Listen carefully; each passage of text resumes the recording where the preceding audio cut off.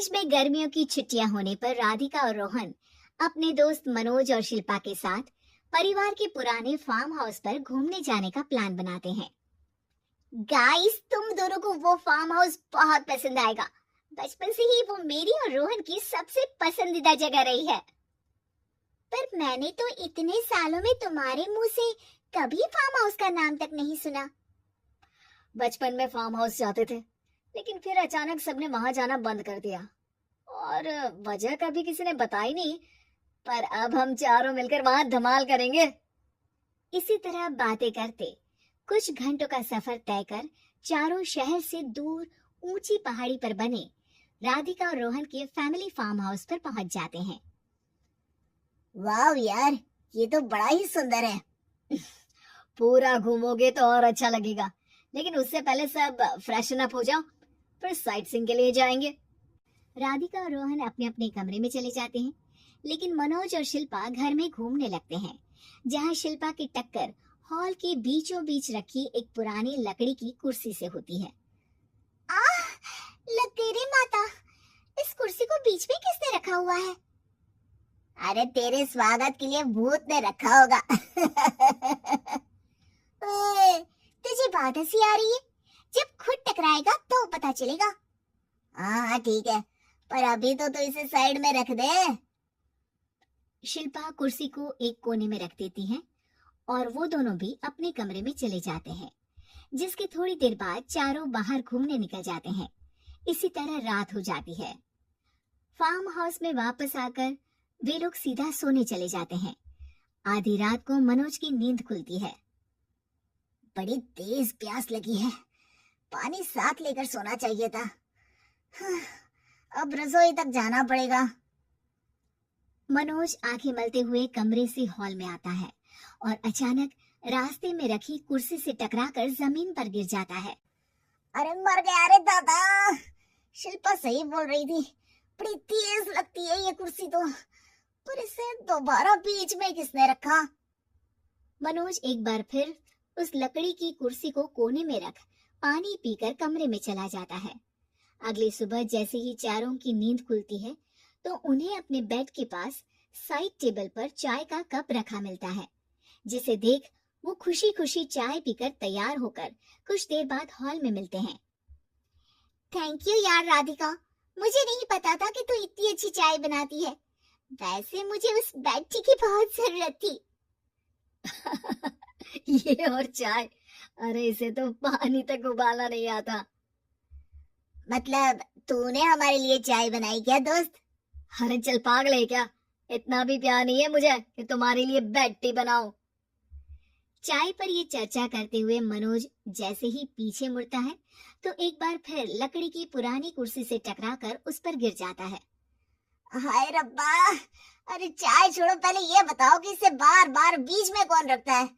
कल रात ही मैंने इसे साइड किया था। तुम पहले ये बताओ कि चाय किसने बनाई थी?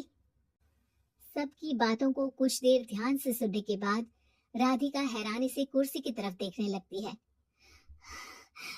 भूत दीदी। राधिका की बात सुन आपस में झगड़ रहे सारे दोस्त शांत हो जाते हैं। क्या बोला अभी तूने? अरे पर अब वो यहाँ कैसे हो सकती है? क्यों नहीं हो सकती? हमने यहाँ आना छोड़ा था, पर उन्होंने तो घर नहीं छोड़ा ना। और याद करो, ऐसे बेड के पास कप रखना और कुर्सी को कमरे के बीच में रखना, ये सब वही तो करती थी। ये तुम दोनों किसकी बात कर रहे हो? अरे जो भी हो, कुछ अच्छा तो बिल्कुल नहीं लगता। अब देखो, डरने की कोई जरूरत नहीं है। वो सालों से इस घर में रहने वाली भूत दीदी है। वो बचपन से ही हमारे यहाँ आने पर एक बड़ी बहन की तरह हम दोनों का ख्याल रखती हैं। ओए, पगला गया है क्या? शिल्पा, मुझे यहाँ नहीं रहना, तू भी मेरे साथ ही चल। ये दोनों तो पागल हो गए हैं। जहाँ मनोज डर से वापस जाने की बात कर रहा होता है, वहीं शिल्पा अपने फोन में बिजी होती है। क्या तुम्हें यहाँ की सिचुएशन समझ में नहीं आ रही जो फोन में लगी हो? जिसे जो करना है करो, मैं तो जा रहा हूँ। मनोज हड़बड़ाहट में अपने कमरे की तरफ जाता है, जिसके साथ राधिका और मोहन भी उसे रोकने के लिए पीछे पीछे जाते हैं। लेकिन शिल्पा वो तो अभी भी फोन में लगी रहती है। कुछ देर बाद जब वो तीनों दोबारा हॉल में वापस आते हैं तो शिल्पा को सबके पैक्ड बैग्स के साथ देखकर हैरान रह जाते हैं। ये सब क्या है शिल्पा? यहाँ हम इसे समझा रहे हैं और तुम हमारे बैग्स भी पैक कर कर लेकर आई। अरे आखिर में फोन से बाहर निकलकर कुछ किया तो सही इसने। दोस्तों देखो, कल से हम यहाँ हैं। भूत दीदी ने कुछ किया नहीं ना? फिर डर क्यों रहे हो? 4 दिन और रुकोगे तो पता चलेगा कि क्या होगा। मतलब? इस पर शिल्पा उन तीनों को फार्म हाउस से बाहर लाकर फोन में पुरानी न्यूज का आर्टिकल दिखाती है।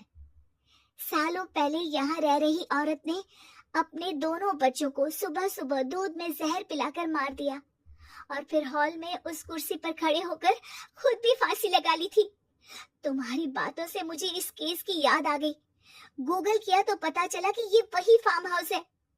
अभी भी यहाँ रहना चाहते हो जिससे कुछ दिनों में वो सबको थोड़ा थोड़ा जहर देकर मार दे? अरे पर ये दोनों तो बचपन से यहाँ आ रहे हैं, फिर इन्हें अभी तक कुछ क्यों नहीं हुआ? वो तो पापा बताते हैं कि हम आते थे। हाँ, और मुझे भी एक बार का ही याद है।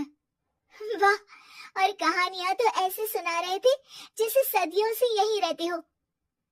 तीनों ये बात कर ही रहे होते हैं कि अचानक फार्म हाउस में से एक आवाज सुनाई देती है। मैं यहाँ किसी को जिंदा नहीं रहने दूंगी, किसी को नहीं। बस ये सुनने की देर ही होती है कि चारों डर से कांपते हुए तुरंत कार में बैठकर वहां से भाग जाते हैं।